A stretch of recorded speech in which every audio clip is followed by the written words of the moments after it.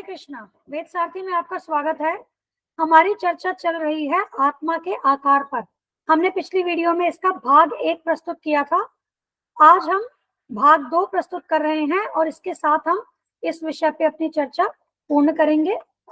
पिछली वीडियो में हमने यह देखा था कि आत्मा के चेतना के स्तर के अनुसार योनि प्राप्त होती है, परंतु आत्मा का जो मूल रूप है वह मानव रूप ही है। Man is made in the image of God, क्योंकि भगवान श्री कृष्ण का जो मूल रूप है वह 2 हाथ 2 पैरों वाला है, इसीलिए आत्मा का जो मूल रूप है वह मानव रूप ही है। मतलब मानव रूप जो है वह आत्मा की पूर्ण अभिव्यक्ति है। अब जब हम भौतिक जगत की बात करें तो यहाँ पर कर्म के अनुसार, चेतना के अनुसार आत्मा को अलग अलग शरीर धारण करना पड़ता है, परंतु आध्यात्मिक जगत में यह स्वैच्छिक है। मतलब यदि कोई भक्त भगवान श्री कृष्ण को गाय के रूप में सेवा करना चाहता है तो वह गाय का रूप ले सकता है। बछड़े, फूल, पौधे, पानी, जमीन, खेत, पिता, माता, मित्र, प्रिय, तो किसी भी रूप में जीव भगवान की सेवा अपनी इच्छा के अनुसार कर सकता है। वहां पर जो ये विभिन्न प्रकार के रूप हैं वे आत्मा को ढकते नहीं हैं। आध्यात्मिक जगत में आत्मा कोई भी रूप लेकर के भगवान की सेवा कर सकते हैं, परंतु जब हम भौतिक जगत की बात करें वहां पर जब आत्मा को विभिन्न योनियां धारण करनी पड़ती है तो वहां पर जो उसकी मूल अभिव्यक्ति है वो ढक जाती है। तो ये उसी प्रकार से है, प्रभुपाद जी बताते हैं जैसे कंबल से शरीर को ढक लिया जाए। इसके बाद हमने बात की थी कि आत्मा का जो आकार है वह बाल के अग्रभाग का 10,000वां हिस्सा है और आत्मा स्फुलिंग का जो प्रभाव है वह संपूर्ण शरीर में चेतना के रूप में व्याप्त है। इसके आगे हमने चर्चा की थी कि आत्मा का आकार अणुतुल्य है, वह इतना सूक्ष्म है कि उसे हम अपनी आंखों से नहीं देख सकते। आत्मा दिव्य है, इसीलिए किसी भौतिक उपकरण के द्वारा भी आत्मा को हम नहीं देख सकते, परंतु एक सामान्य से सामान्य व्यक्ति भी आत्मा के प्रभाव को चेतना के द्वारा समझ सकता है। अब यदि हम आत्मा को नहीं देख सकते तो इससे यह निष्कर्ष निकालना कि आत्मा का अस्तित्व नहीं है या आत्मा का रूप नहीं है, यह गलत होगा। हमें शास्त्रों के प्रामाणिक ज्ञान से आत्मा के विषय में जो जानकारी दी गई है उसे स्वीकार करना होगा, क्योंकि प्रामाणिक ज्ञान ही पूर्ण ज्ञान है। अब आज हम इसके आगे चर्चा करेंगे। शरीर में सभी प्रक्रियाएं, उनकी शक्ति का जो स्रोत है वह आत्मा है।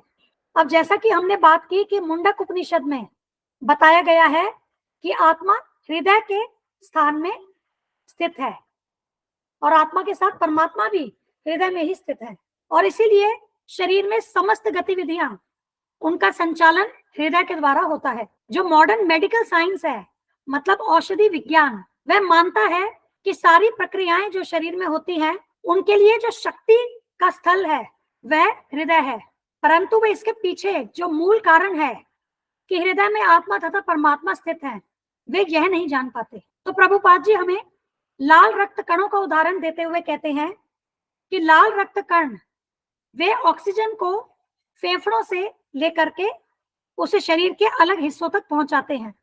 तो ये जो प्रक्रिया है वास्तव में इसके लिए जो लाल रक्त कणों को शक्ति मिलती है वह शक्ति आत्मा के द्वारा प्रदान की जाती है, और जब आत्मा शरीर से निकल जाती है तो रक्त कण कार्य करना बंद कर देते हैं, और जो मज्जा में, बोन मैरो में जो रक्तोत्पादक प्रक्रिया है वो भी समाप्त हो जाती है।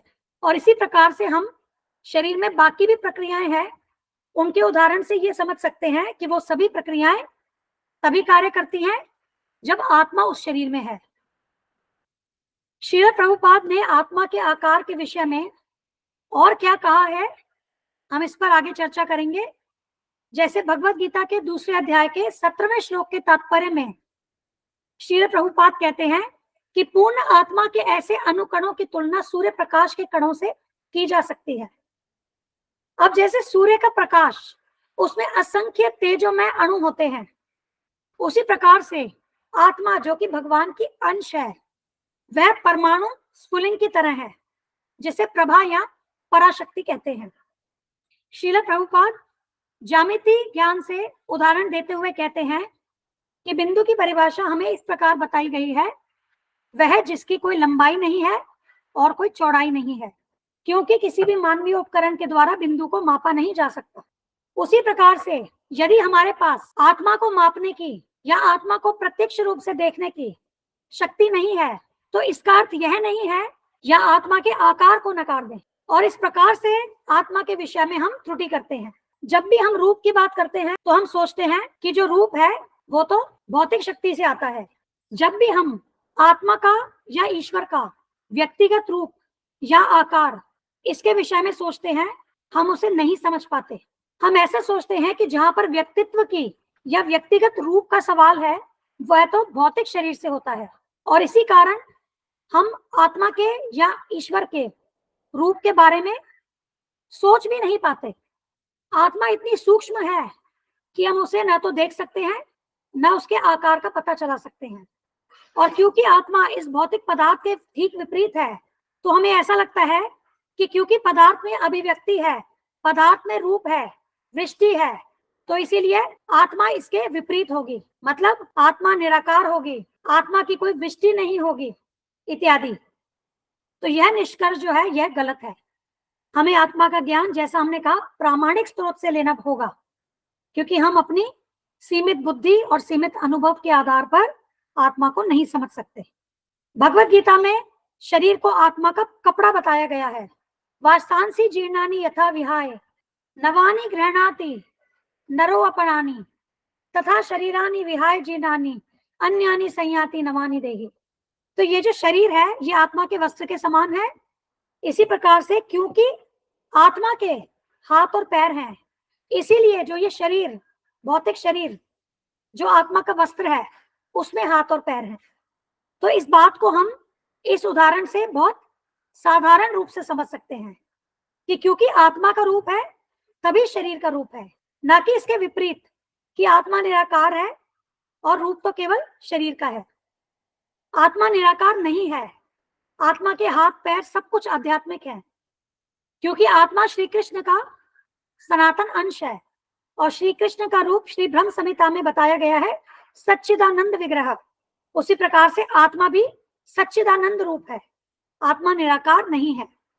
और आत्मा का ये जो मूल स्वरूप है, जब यह भौतिक शक्ति के अधीन होता है तो उसका वस्त्र भौतिक रूप से विकसित होता है, मतलब जो उसका शरीर है वह भौतिक रूप से विकसित होता है। और जब आत्मा आध्यात्मिक शक्ति के अधीन होता है तब उसका वस्त्र आध्यात्मिक शरीर आध्यात्मिक रूप से विकसित होता है। इसीलिए हम आपसे निवेदन करते हैं कि वो सभी सिद्धांत जहां आत्मा के अस्तित्व को, आत्मा के रूप को नकारा गया है, आत्मा को केवल एक प्रकाश या निराकार कहा गया है, ऐसे गलत सिद्धांतों से आप बचें।